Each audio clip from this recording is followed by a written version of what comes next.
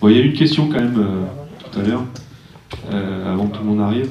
C'était comment se passe l'adressage IP sur un point d'échange, puisqu'il faut bien que l'opérateur A et l'opérateur B puissent communiquer l'un à l'autre. Et effectivement, il faut qu'ils aient chacun une IP dans le même plan d'adressage.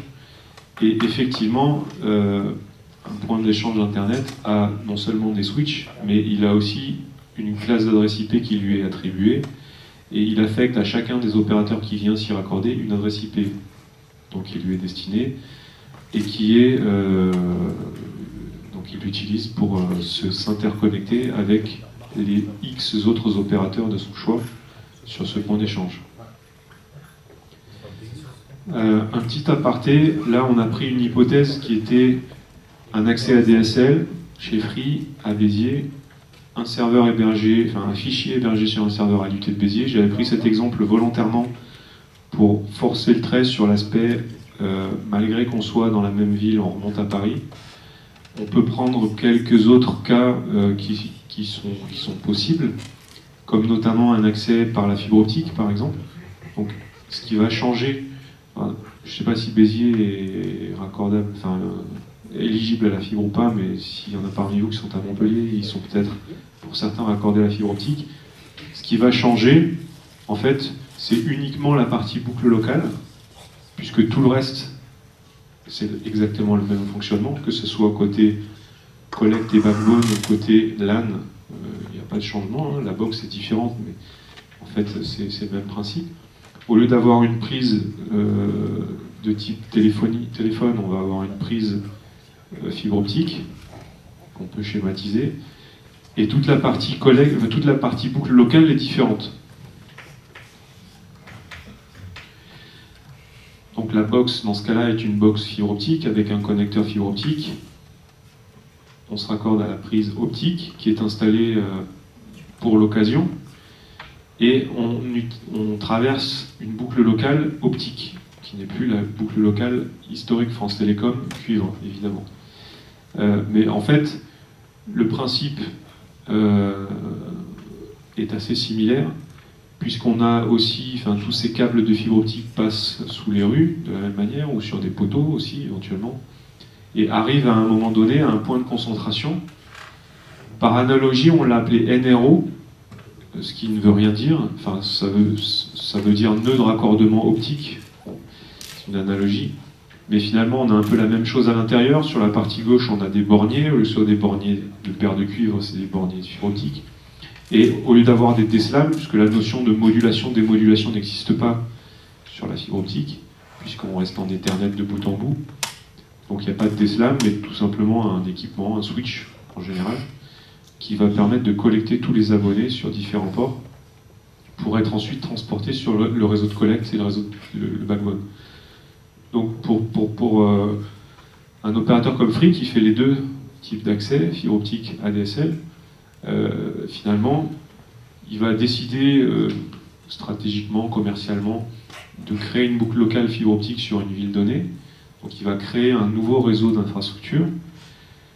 Il va créer des NRO ou il va s'installer dans des NRO existants, mais ensuite toute la partie collecte va rester la même. Il va réutiliser son même réseau plutôt que d'en créer un second. Voilà pour la partie fibre optique qu'on appelle FTTH, Fiber to the Home, la fibre à la maison. J'avais noté de vous parler de l'asymétrie de la DSL. Pourquoi est-ce que la DSL est asymétrique?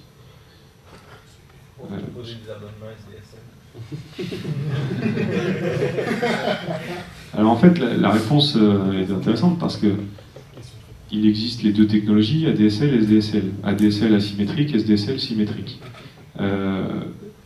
Quand la technologie a été créée dans les années 90, en fait la problématique c'était de pouvoir transporter des données sur un réseau qui n'était pas prévu pour. C'est un réseau téléphonique au départ, avec tout un tas de problématiques techniques, de contraintes. Donc ils ont trouvé une solution qui consiste à faire passer certaines fréquences sur cette paire de cuivre, sauf qu'ils n'arrivaient pas à utiliser sur une même paire une même fréquence pour faire passer le signal aller et le signal retour. Donc ils ont décidé d'utiliser des fréquences différentes, assez éloignées l'une de l'autre, une pour l'envoi, une pour la réception. Et le fait que ces fréquences soient différentes dans la bande, ça a créé une problématique d'asymétrie, parce qu'il y en a une qui est plus rapide que l'autre. Et donc ils ont choisi, à juste titre, que ce qui allait être le plus important, c'est le débit descendant. Parce que, en général, en tout cas c'était le cas à l'époque, on téléchargeait plus de données qu'on en envoyait. C'est le principe du Minitel, on accède à l'information, on consomme l'information, et puis on n'a rien à envoyer. Le ratio, à l'époque, grosso modo, il était de 1 à 8, puisque les premières technologies ADSL, c'était 8 mégas en téléchargement et 1 méga en envoi, en upload. Bon, il se trouve que finalement, du coup, ça se répercutait sur tous les opérateurs qui géraient du contenu. Là, on a pris l'unité de Béziers, mais on peut parler d'un Google, d'un Amazon, d'un OVH, des gens qui gèrent du contenu, d'un YouTube. Le ratio, il est exactement inversé. C'est-à-dire qu'évidemment, ils envoient plus de données qu'ils n'en reçoivent, c'est tout à fait logique. Et les usages d'aujourd'hui, ils ont un peu changé, puisque on a tendance à commencer à envoyer de la donnée. Et donc la DSL n'est plus forcément très adaptée. Alors la technologie en elle-même a un peu évolué. On a pu, sur une même bande de fréquence, passer plus de données. Aujourd'hui, on arrive à aller jusqu'à 20 mégas en ADSL, voire 30, 40, 80, voire 100 dans les meilleures conditions, avec des technologies assez similaires. Mais on reste en asymétrique. Et donc, cette technologie fibre optique permet de combler ce manque de débit en envoi, puisqu'on est sur des débits qui deviennent du coup symétriques. Le SDSL, en fait, pour pouvoir fonctionner, il utilise plusieurs paires. C'est pour ça qu'on peut avoir un débit symétrique. L'inconvénient, c'est que c'est un peu plus coûteux et que c'est donc moins accessible pour un particulier. Je vais vous montrer quelques photos, parce que tout à l'heure ça n'a pas marché, j'avais pas l'accès Internet. Tout à l'heure on a vu un sous-répartiteur de rue, ça ressemble à une armoire comme ça, dans laquelle on va avoir des plots à gauche et des plots à droite. On voit sur cette photo les fameux plots composés de 2 bornes, puisqu'on utilise des paires de cuivre. Et donc les jarretières qui descendent le long des plots entre chaque bloc de plots, qui permettent de raccorder l'abonné au réseau. Ensuite, on peut chercher des photos d'un NRA. Alors un NRA, évidemment, c'est beaucoup plus gros puisqu'il y en a plus d'abonnés à l'intérieur. Cependant, alors là par exemple, on a un NRA assez grand, peut-être un NRA parisien ou quelque chose comme ça. Donc c'est des grandes allées avec une multitude de plots. Mais on a aussi ce qu'on appelle des NRA HD, des NRA haute densité, qui sont ceux qui ont été créés les plus récemment pour justement combler des zones un petit peu distantes ou denses, où il fallait raccourcir la boucle locale.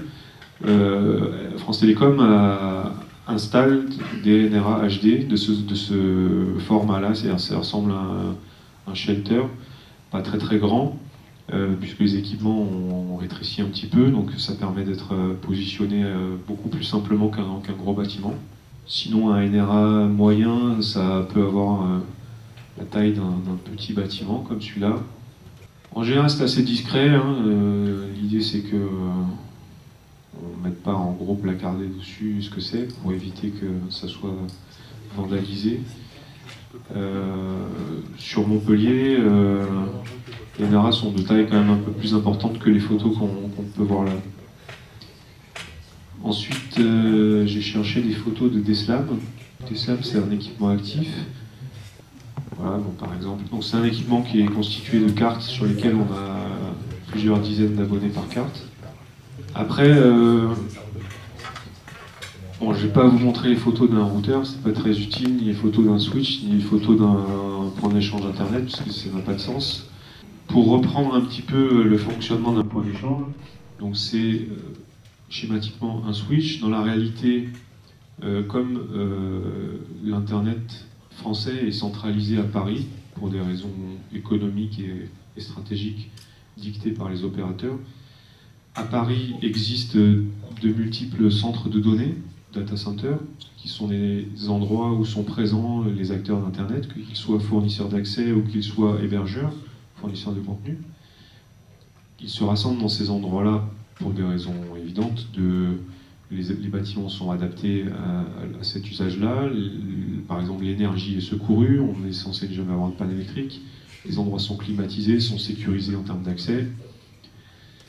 Et il existe donc plusieurs centres de données à Paris et région parisienne.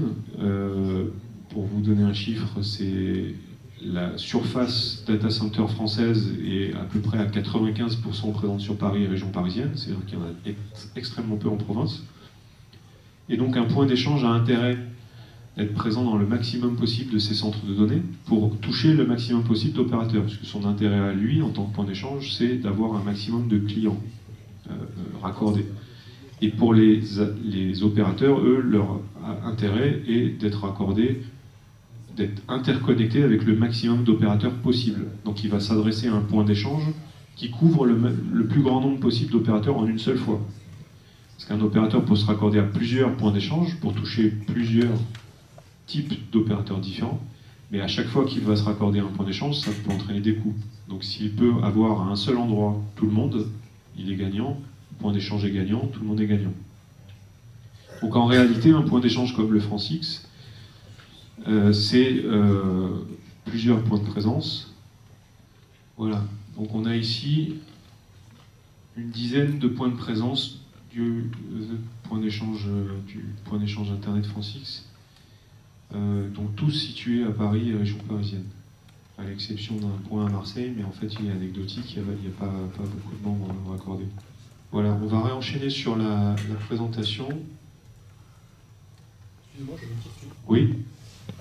Comment ça se passe justement quand c'est des continents qui sont liés entre eux, par exemple les États-Unis avec la France? Bonne question. Donc, pour interconnecter des pays entre eux, là, l'objet de la présentation, c'est vraiment l'Internet français.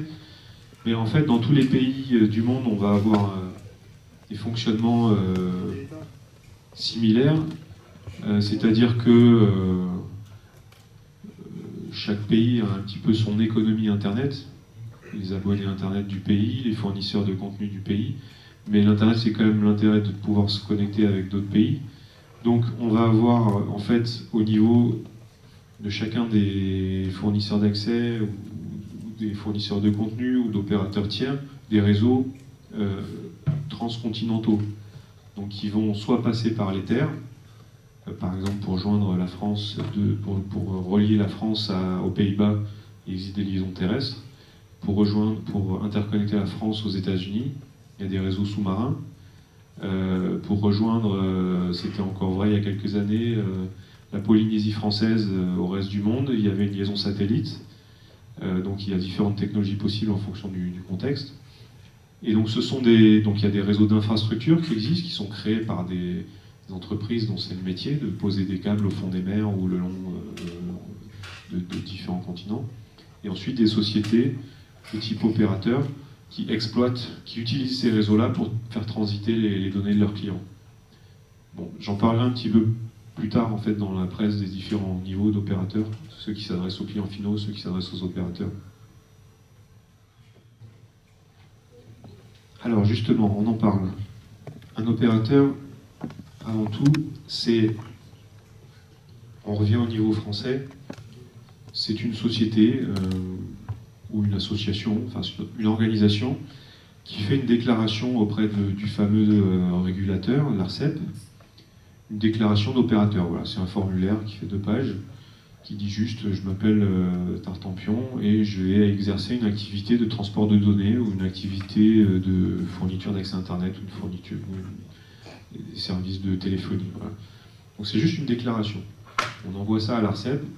L'ARCEP nous retourne un accord d'enregistrement. Il n'y a pas de raison que ce soit refusé. Il n'y a pas de choses à respecter, de règles à respecter ou d'avoir un contexte quel qu'il soit. Et le simple fait de faire cette déclaration nous autorise à exercer le métier d'opérateur. Ensuite, il y a évidemment des besoins un peu plus techniques. là c'était un aspect administratif, mais des besoins plus techniques. Le besoin d'avoir des adresses IP pour pouvoir les distribuer à ses clients. Un numéro d'AS, j'en parlerai un peu tout à l'heure. Des équipements, d'implémenter des protocoles de routage et d'avoir un minimum d'infrastructure. Si on est fournisseur d'accès Internet, l'infrastructure, ça va être... Alors, c'est pas la boucle locale, parce qu'elle appartient à France Télécom, donc il va la louer à France Télécom, mais il va avoir besoin d'un réseau de collecte, il va avoir besoin d'un backbone, il va avoir besoin de s'interconnecter avec le reste du monde. Donc soit il va créer cette infrastructure par ses propres moyens, en investissant, soit il va, s'il n'en a pas les moyens, louer tout ou partie de ces éléments-là. Il peut très bien décider de louer à quelqu'un d'autre la partie collecte, qu'il a déjà déployée, il n'a pas envie de la recréer en double, il n'a peut-être pas besoin d'être autonome sur cette partie, ou pour des raisons économiques, il va préférer la louer. Par contre, il va avoir besoin de créer un backbone, même tout petit soit-il. On a différents types d'opérateurs, principalement deux, les fournisseurs d'accès Internet et les fournisseurs de contenu. La différenciation entre les deux tend à disparaître un petit peu, puisque les opérateurs ont plutôt tendance à chercher à être généralistes. Donc les fournisseurs d'accès Internet, comme à l'époque, comme Free ou Nerim par exemple, sont des gens qui vont plutôt raccorder des abonnés. Le trafic qu'ils vont transporter va essentiellement aller dans un seul sens. Ils vont apporter la donnée à leurs clients. Donc les clients sont plutôt consommateurs de données que générateurs de données. Les fournisseurs de contenu, c'est l'inverse. Donc un YouTube, concrètement, ne fait que sortir de la donnée de son infrastructure. Et donc, on a un aspect vraiment asymétrique des choses qui apparaît là, puisqu'on a des gens qui vont sortir de la donnée et des gens qui vont envoyer de la donnée à leurs abonnés. Du coup, pour maîtriser un petit peu la chaîne, les opérateurs, on cherche à fournir les deux services, tant que possible. Donc, après, c'est des stratégies commerciales et économiques. Par exemple, Google, qui possède YouTube, se lance dans le fournisseur d'accès Internet aux États-Unis. On a Free qui cherche aussi à fournir du contenu avec la VOD. Donc voilà, les opérateurs peuvent se diversifier en fournissant les deux types de flux.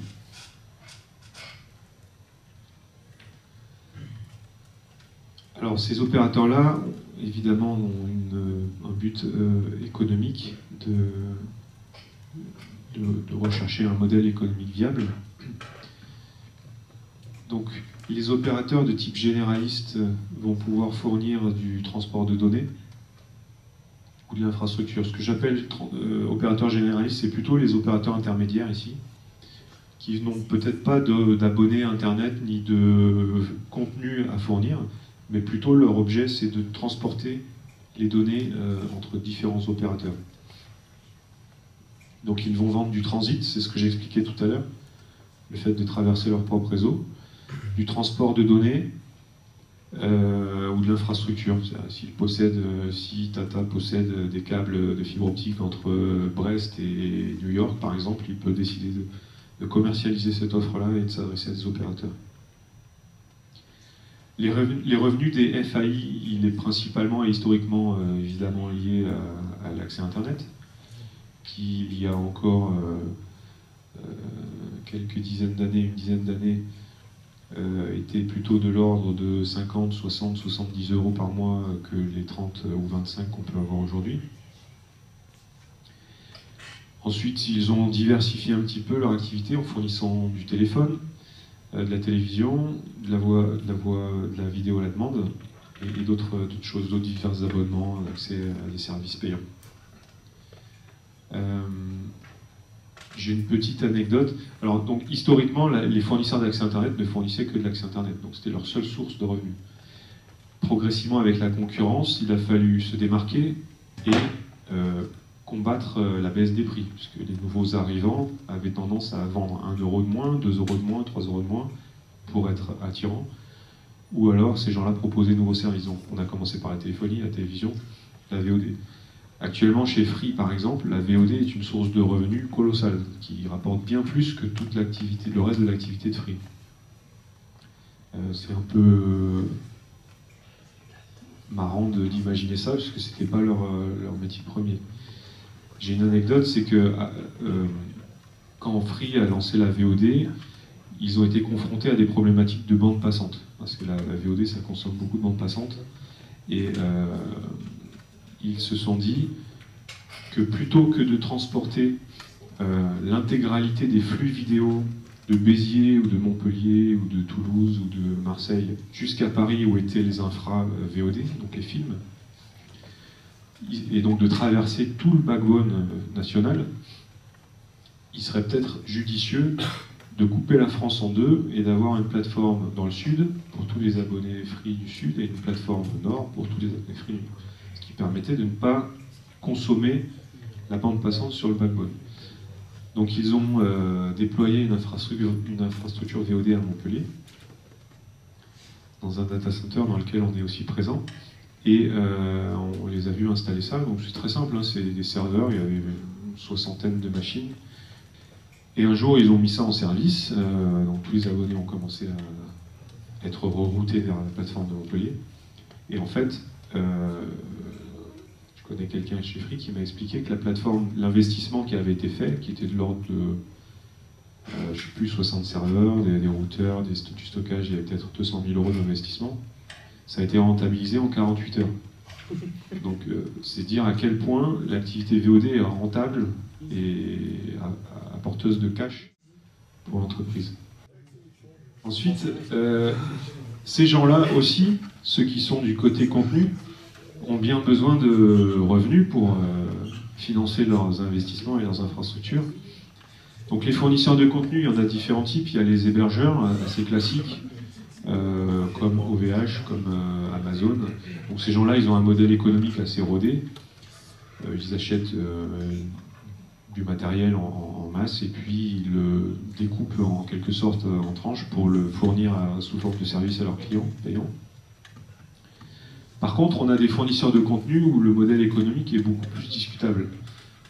Clairement, un YouTube, à l'époque, avant qu'il soit racheté par Google, on peut se demander comment ils vivaient ces gens-là, parce qu'ils fournissaient des milliards de vidéos, ce qui prend des milliards de mégaoctets de stockage, des centaines, des milliers de serveurs qu'il faut héberger dans des centres de données, ça coûte assez cher, il faut des liaisons, il faut du réseau, il faut du routage, il faut etc. etc.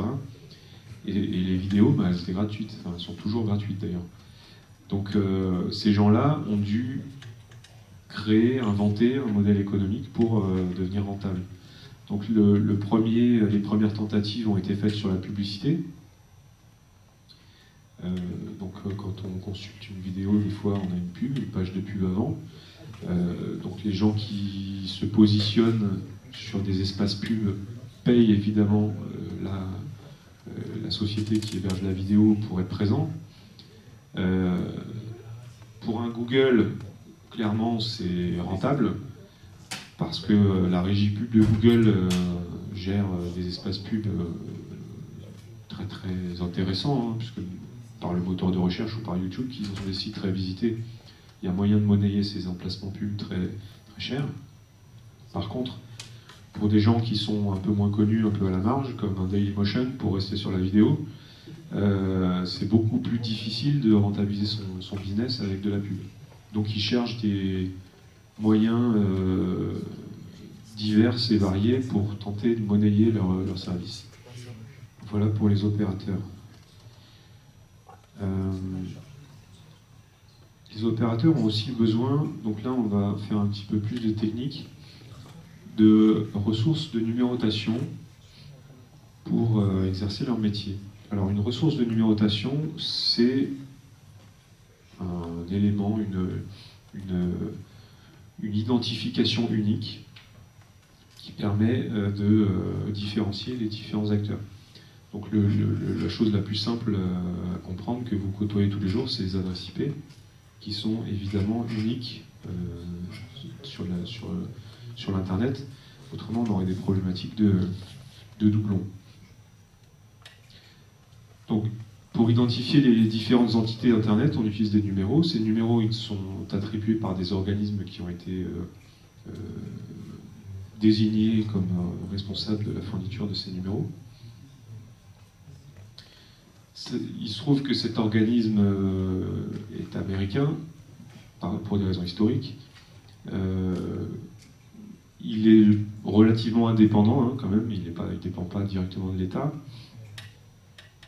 Comme il avait, au départ, c'était le seul organisme qui existait pour le monde entier, ça faisait un petit peu beaucoup de travail, donc il a délégué à des organismes régionaux, entre guillemets, plutôt de l'ordre de continent, qui ont donc délégation à fournir ces ressources. En France, celui qui nous concerne est basé aux Pays-Bas, il s'appelle le RIPE, ressources Internet pour les pays européens, quelque chose comme ça. Réseau IP européen. Voilà. Donc cet organisme-là est un organisme à but non lucratif qui a délégation pour fournir des adresses IP, des numéros d'AS ou des choses comme ça aux opérateurs français. Donc les adresses IP sont des numéros qui permettent d'identifier de façon unique les équipements sur Internet. On les attribue par tranche, par bloc, qui peuvent être de taille plus ou moins grande en fonction du besoin qu'on va en avoir. L'intérêt, c'est que ces blocs soient hiérarchisés, c'est-à-dire qu'on va chercher à avoir le moins grand nombre possible de blocs sur Internet pour limiter la taille de la table de routage. Et donc c'est là où est un petit peu la difficulté, c'est que quand en tant qu'opérateur on a besoin d'adresses IP, on doit justifier le nombre d'adresses dont on va avoir besoin en se projetant dans l'avenir, pour ne pas faire des demandes tous les jours. Et pour autant, le RIPE, lui, va chercher à fournir le nombre le plus juste possible pour ne pas attribuer trop d'IP, ce qui serait peut-être finalement amené à du gaspillage. En termes d'adresses IP EV4, celles qui sont encore beaucoup utilisées sur l'Internet, on est arrivé à une pénurie.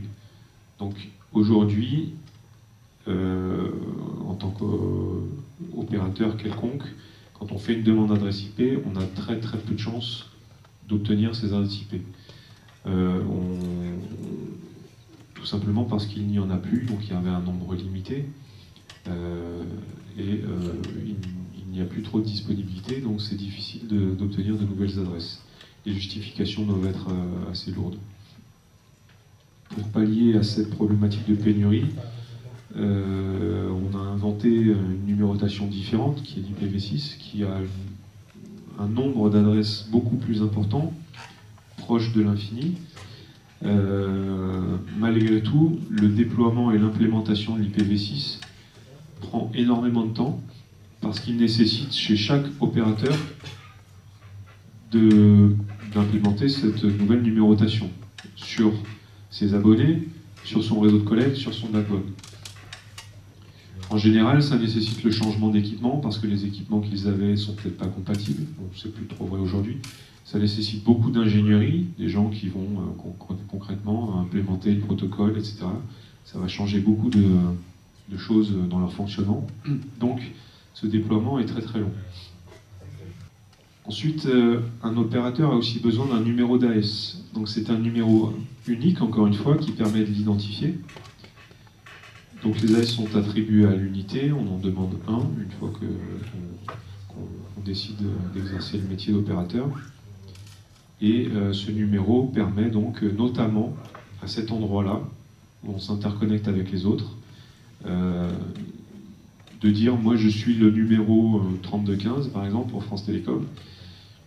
Je veux me connecter avec le 5511 qui est SFR, donc il y a des paramétrages de routeur qui se font avec ce numéro d'AS. Donc un numéro d'AS aujourd'hui est codé sur 32 bits. Donc on a un nombre de numéros d'AS qui est assez important. On va parler un peu en fait de ce dont on a déjà parlé là, c'est l'interconnexion des opérateurs. Je rappelle le schéma d'introduction où on a bien vu concrètement comment notre utilisateur, pour accéder à l'information, avait besoin de traverser plusieurs réseaux. Avec les informations que je vous ai données entre-temps, on peut du coup mettre un numéro d'AS sur chacun des réseaux. Chaque nuage représentant un opérateur avec un numéro d'AS. Donc là, si on dit que notre utilisateur veut télécharger un fichier sur le serveur qui est à droite, on peut constater qu'il y a plusieurs possibilités de trajet. Autant des courts, autant des longs. Par exemple, on peut passer par la S3, puis la S6, puis la S4, puis la S8, on est arrivé à destination. Mais on peut aussi prendre des chemins plus longs.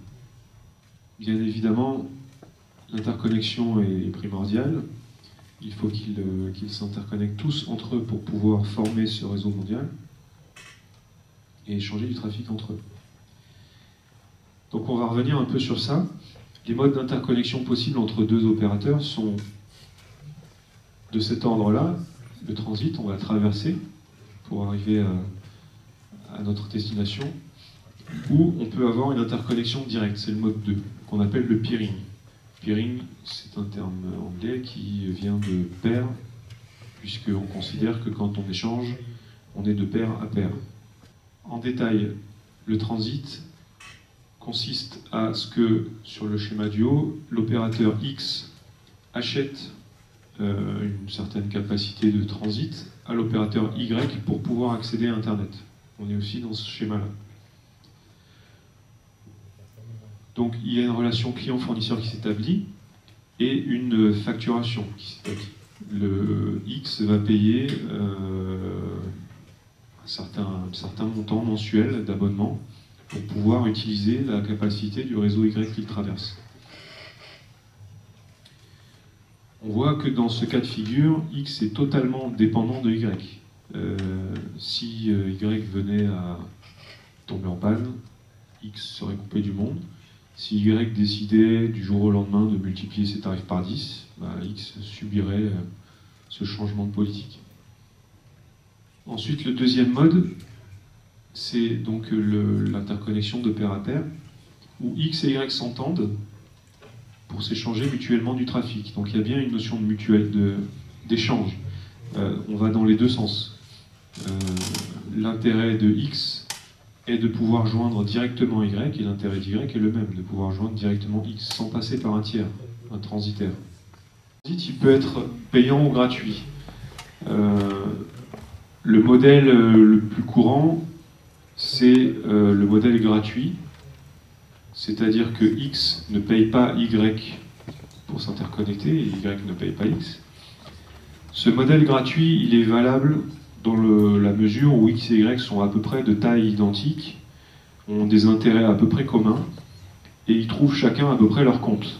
À peu près parce qu'on ne peut jamais dire qu'il n'y en a pas un qui profite un peu plus de l'autre, puisqu'on n'a jamais de taille exactement identique. Quand je dis gratuit, c'est que bien que lui ne paye pas lui pour être accordé. Par contre, tous les deux payent un abonnement d'accès à ce point d'échange. Parce que le point d'échange a investi dans une infrastructure qu'il met à la disposition de ses clients. Et cette infrastructure, elle a un coût. Donc il répercute ses coûts quand même sous forme d'un abonnement auprès des opérateurs. Là, on va payer forfaitairement au point d'échange un montant qui va dépendre de plusieurs paramètres. Par exemple, la vitesse du port la vitesse du port du switch sur lequel on est branché. En général, c'est ça. C'est-à-dire qu'on va payer un montant différent qu'on soit raccordé en 100 mégas, en gigas, en 10 gigas, en 100 gigas. Mais après, quel que soit l'usage qu'on va faire, le prix ne changera pas.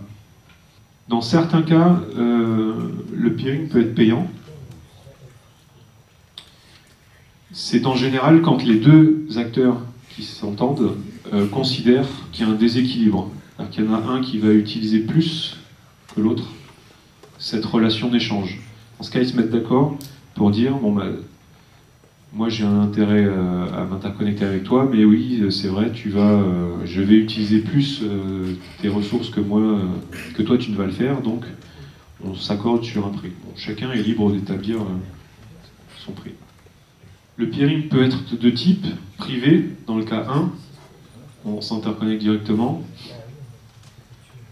mais plus généralement, il est public, c'est-à-dire sur un point d'échange, qui est une structure qui facilite l'échange entre ses membres.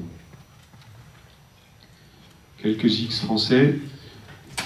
Donc le principal, dont on a vu le site internet tout à l'heure, FranceX, qui a à peu près entre 200 et 300 membres, je crois. On a d'autres points d'échange beaucoup plus discrets, on va dire, qui ne sont pas beaucoup utilisés dans le monde commercial. Ensuite, je vais expliquer un petit peu la différence de niveau entre les opérateurs qu'on a décidé un peu arbitrairement de séparer en 3 tiers. Les 3 tiers, donc les opérateurs peuvent être de type tier 1, tier 1, tier 2 ou tier 3, en fonction de leur hiérarchie sur l'Internet. Puisqu'en fait, finalement, il va se former une sorte de hiérarchie entre celui qui raccorde les abonnés, celui qui raccorde le contenu, mais ceux qui sont intermédiaires aussi. Donc, le plus haut niveau de l'arbre, c'est le tier 1. C'est l'opérateur qui peut, par ses propres moyens, tout seul, être connecté à tous les autres opérateurs du monde. C'est-à-dire, pour le dire autrement, qu'il n'a pas besoin d'un transitaire pour joindre qui que ce soit. Il peut, par ses propres moyens, tout seul joindre tous les opérateurs du monde. Évidemment, pour pouvoir en arriver à ce niveau-là, il faut être sur tous les continents du monde entier. Et c'est pour ça qu'il y en a très peu, il y en a une dizaine. Ils sont principalement américains d'ailleurs. L'avantage d'être tier 1, évidemment, c'est que, en théorie, en toute théorie, on ne paye personne d'autre pour pouvoir accéder à tout l'Internet. Donc, ça amène à une captation de clients qui est importante, puisque en tant que moi, fournisseur, par exemple, Internet du territoire français, je peux avoir un intérêt à ce que tous mes clients internautes accèdent le plus rapidement possible et le plus directement possible à tout le contenu d'Internet. Donc je vais avoir intérêt à souscrire une offre de transit à un tier 1. Parce que ça voudra dire que mon seul intermédiaire entre mon abonné et mon fichier, éventuellement, ça sera lui. Un seul intermédiaire. Il n'y aura pas 2 intermédiaires. Il y a un inconvénient à être tier 1, puisqu'on n'a pas de sortie alternative possible par le biais d'un transitaire. C'est que si un tier 1 est coupé d'un opérateur quelconque, il ne peut plus le joindre, définitivement, parce qu'il n'a pas de route alternative par le biais d'un transitaire. Dans la vraie vie, ça n'arrive que très très très rarement. Parce qu'évidemment, il y a plusieurs liaisons pour joindre les opérateurs, de sorte à construire quand même un certain niveau de redondance. Par contre, ça peut arriver pour des raisons commerciales ou des raisons stratégiques. Il y a un cas qui est arrivé il y a 3-4 ans, où un opérateur tier 1, qui s'appelle Cogent, qui est américain, n'était plus d'accord avec un opérateur français, France Télécom en l'occurrence, sur les conditions de leur financières de leur échange de trafic. Ces gens-là étant, particulièrement Cogent étant des gens pas très aptes à la discussion et à la négociation, ils ont dit bon, bah, on n'est pas d'accord, on va couper. Donc ils ont coupé, effectivement. Et pendant 3-4 jours, Cogent était coupé de France Télécom. France Télécom était coupé de Cogent. Ça veut dire que concrètement, il s'est formé en quelque sorte 2 réseaux différents, splittés, qui ne pouvaient plus se voir. Donc les abonnés France Télécom ne pouvaient plus accéder au site internet hébergé par Cogent, et vice-versa. Donc il y a tout un tas de choses qui n'étaient plus visibles. Donc et ça pour des raisons économiques, hein, pas des raisons techniques. Donc voilà, c'est une chose qu'il faut savoir, ça peut arriver. Donc un tier 1, c'est quelqu'un qui peut joindre tous les autres sans acheter de transit. Un tier 2, c'est un opérateur qui va s'interconnecter avec un certain nombre de gens par le biais du peering, mais qui, pour compléter ces interconnexions-là, parce qu'il ne pourra pas se connecter à tout le monde, il va acheter à un ou plusieurs opérateurs des services de transit. Donc concrètement, Free et Renater passent par un point d'échange, il n'y a pas besoin. Par contre, Free est un fournisseur de contenu au Texas, aux États-Unis, il ne va pas avoir d'interconnexion directe, il va passer par un transitaire. Et le tier 3, c'est le dernier bout de la chaîne, c'est l'opérateur qui n'a pas moyen de s'interconnecter à Internet autrement que par un ou plusieurs transitaires. Donc il ne va faire qu'acheter du service de transit. Et tout cela, ces échanges, se font par le biais de protocoles, et principalement d'un protocole qui est BGP, que vous avez peut-être déjà vu en cours ou en TD, je ne sais pas. C'est un protocole qui est relativement simple, qui permet d'échanger des routes entre deux équipements de routage. Donc, celui qui est implémenté aujourd'hui sur Internet, c'est la version 4, BGP 4, qui existe depuis 1994, donc très longtemps, il n'a pas évolué depuis. C'est un protocole de niveau 3 qui discute sur le port 179, et c'est le protocole unique qui permet de faire fonctionner tout l'Internet. Ce protocole-là, il est implémenté par les opérateurs et non pas par les particuliers. Donc le BGP, finalement, dans tout ce schéma-là, il n'intervient qu'à ce niveau-là. Il sert à l'interconnexion entre les différents opérateurs. Ici aussi, évidemment, on a des protocoles de routage, mais qui ne sont pas BGP.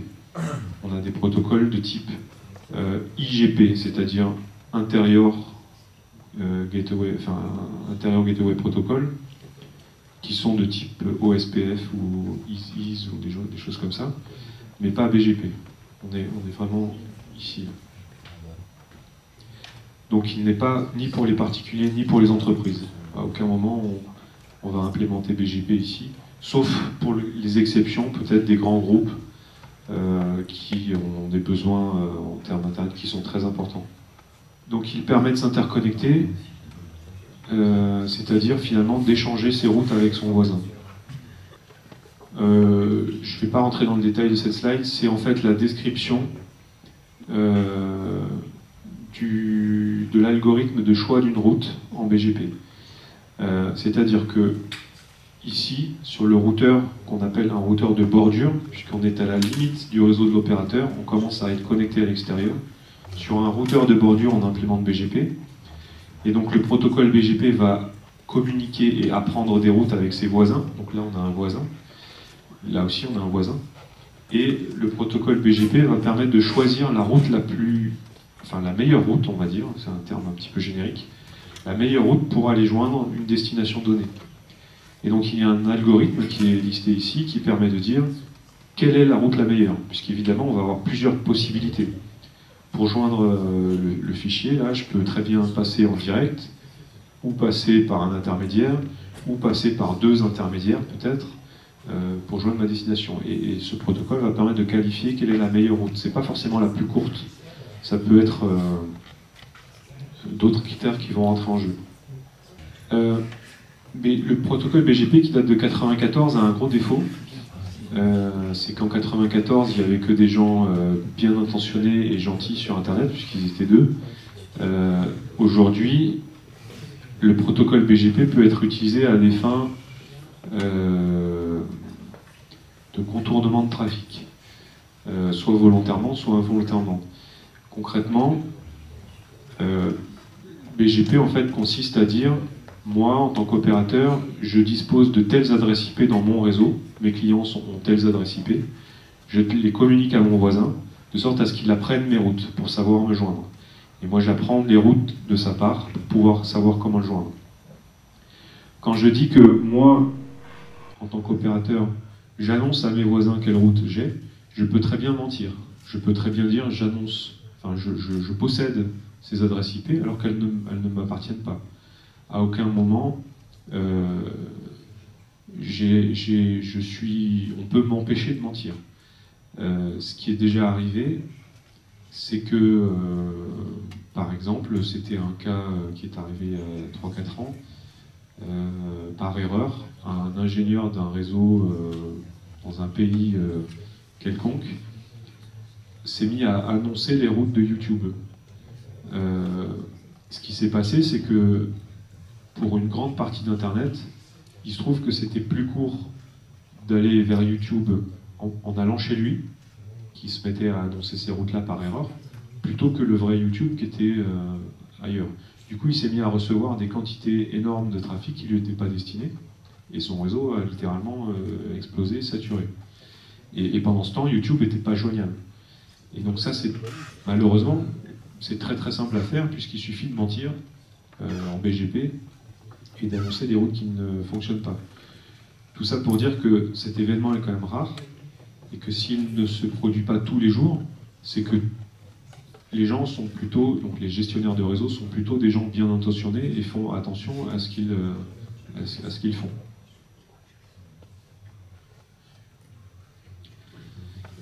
Un peu de vocabulaire parce que ça peut vous être utile si vous parlez BGP. On appelle passe un chemin.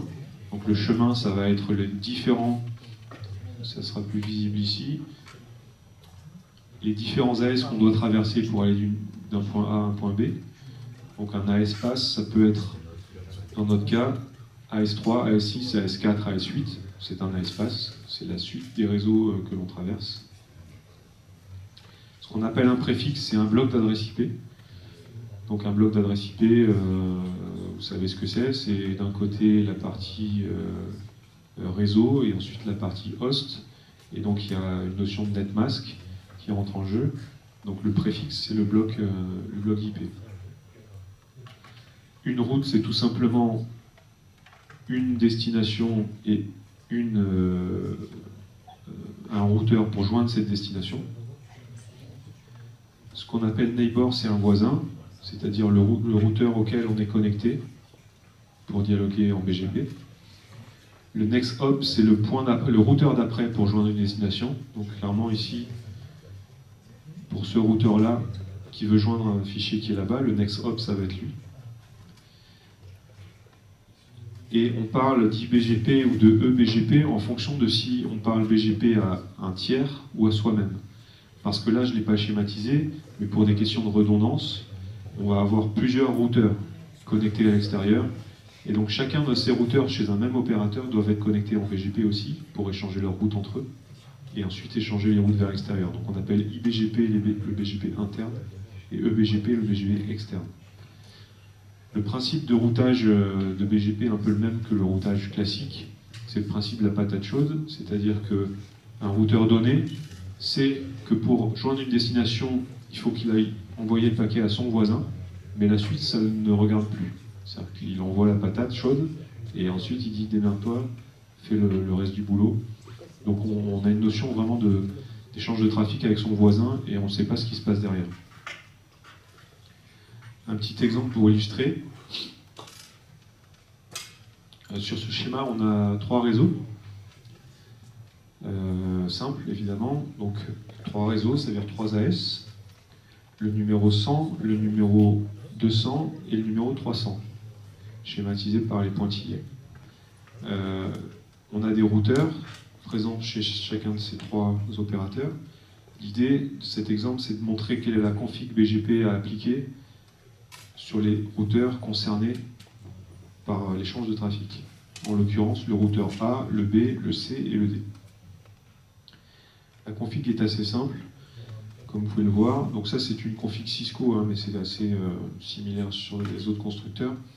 Pour le routeur A, qui est celui qui est en haut à gauche, la config consiste à dire « je déclare que je m'appelle l'AS numéro 100 ». c'est la commande routeur BGP 100. Je suis l'AS numéro 100. Et je déclare que j'ai un voisin dont l'adresse IP est 129.213.1.1 et dont le numéro d'AS est 200. Voilà. En 2 lignes, j'ai de mon côté, en tant que AS numéro 100, créé une interconnexion BGP. Évidemment, pour que la session s'établisse, il faut que l'autre, le voisin, ait fait la même chose de son côté. C'est ce qu'on voit juste en dessous. Le routeur B, il déclare qu'il est l'AS numéro 200, routeur BGP 200, et il déclare qu'il a un voisin, en fait il en a deux, mais le premier c'est 129.213.1.2, qui est l'AS numéro 100, et dont l'AS distant est l'AS 100. À partir du moment où les deux ont déclaré cette config, la session BGP s'établit et les routes commencent à s'échanger. Je n'explique pas les autres lignes, puisque en fait c'est la même chose. Juste, vous constaterez qu'il y a une session eBGP qui est établie entre A et B, et une session IPGP entre B et C. En fait, la config est exactement identique. C'est juste une nomenclature, on appelle eBGP, IPGP, des choses qui finalement sont la même chose techniquement parlant derrière. Quelques chiffres. Une table de routage BGP, aujourd'hui c'est 530 000 routes à peu près. Donc 530 000 routes, ce sont l'intégralité des routes d'Internet, puisque le principe de BGP, c'est qu'un routeur donné, tant que possible, doit connaître la route de toutes les destinations possibles d'Internet. Ça permet vraiment d'implémenter le protocole et de dire la meilleure route pour joindre Tartampion, c'est par ce chemin. Si on n'avait pas la totalité de la table, on enverrait un petit peu par défaut à un voisin qui ne serait pas forcément concerné, le chemin ne serait peut-être pas adapté. Donc 520 000, 530 000 routes, le chiffre fluctue toutes les secondes, puisque chaque seconde, il y a des opérateurs nouveaux qui se raccordent, ou des clients nouveaux qui sont installés, donc des routes supplémentaires, ou des routes qui disparaissent. La table vraiment fluctue toutes les secondes. Et une session BGP qui s'établit entre deux routeurs pour la première fois, donc ils vont apprendre l'intégralité de la table, ça peut prendre 5-6 minutes, donc c'est assez long. Avant de conclure, je vais peut-être, si j'ai encore de l'internet, vous montrer, je vais me connecter à un routeur. Ok, donc là je suis connecté à un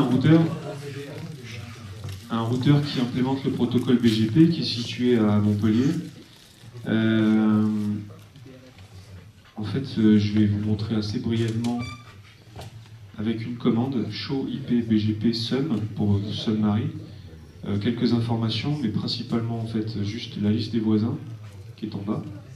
On peut voir que ce routeur a 5 voisins.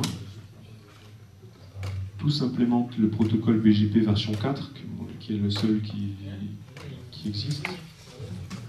On voit les numéros d'AS distants. Voilà, bon, il y a quelques informations.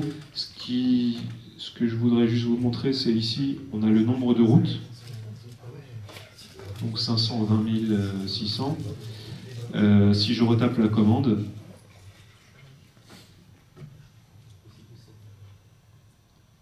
voilà, on a perdu 2 routes entre temps, puisque je suis passé de 520 657 à 520 655, etc. Donc si je retape la commande, on aura un chiffre éventuellement différent. Je vais me connecter à un autre routeur sur lequel on est raccordé à un point d'échange, donc vous allez voir qu'on va avoir beaucoup plus de voisins.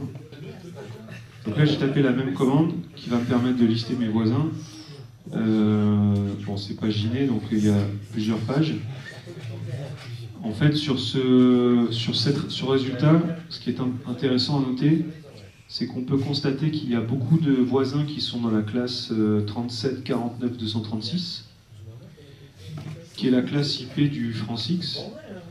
Et donc, chaque voisin a une IP qui lui est propre et qui lui a été attribuée. Il y a .3, .6, .8, .9, etc. Donc on a établi autant de sessions BGP qu'on peut voir de voisins ici, avec tous les différents réseaux dont les AS sont présents ici dans la 3e colonne. Là. avec chacun de ces opérateurs, on va échanger une table de routage qui n'est pas la table complète.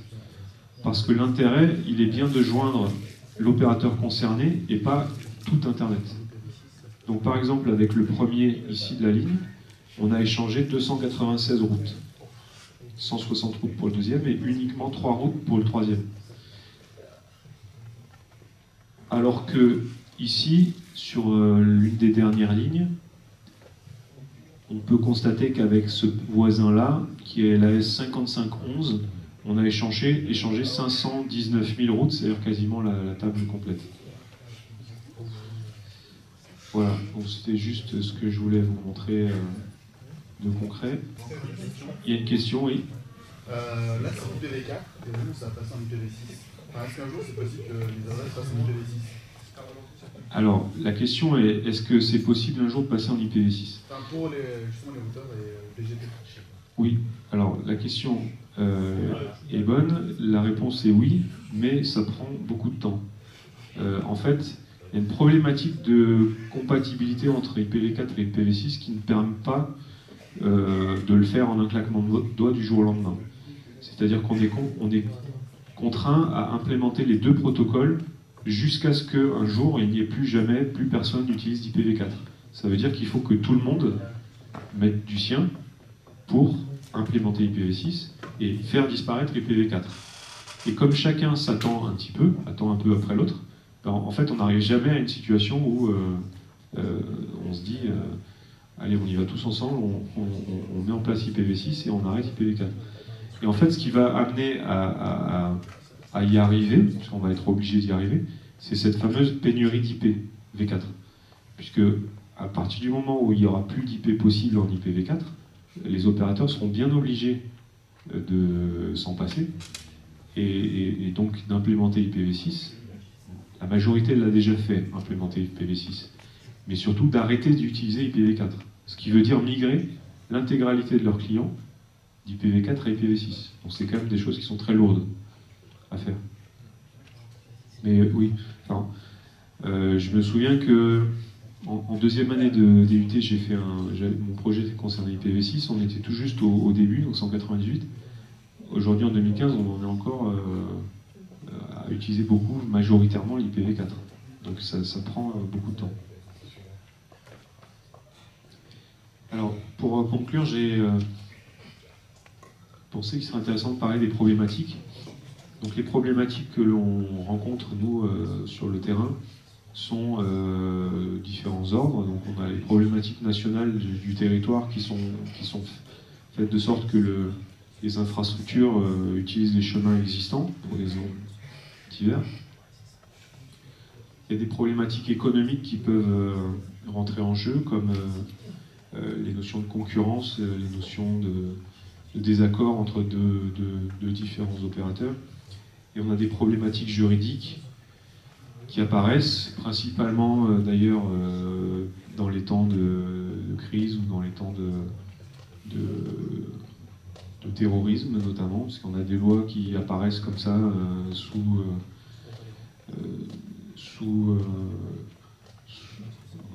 en réaction à des événements d'actualité. Donc par exemple, en termes juridiques, la première chose qui est arrivée là, ces 10 dernières années, c'était une loi qui était la loi pour la confiance dans l'économie numérique, qui a vraiment mis le doigt sur ce qu'était le téléchargement des œuvres, de la musique et des films, et a essayé de réguler un petit peu cette problématique-là en créant un organisme, l'ADOPI.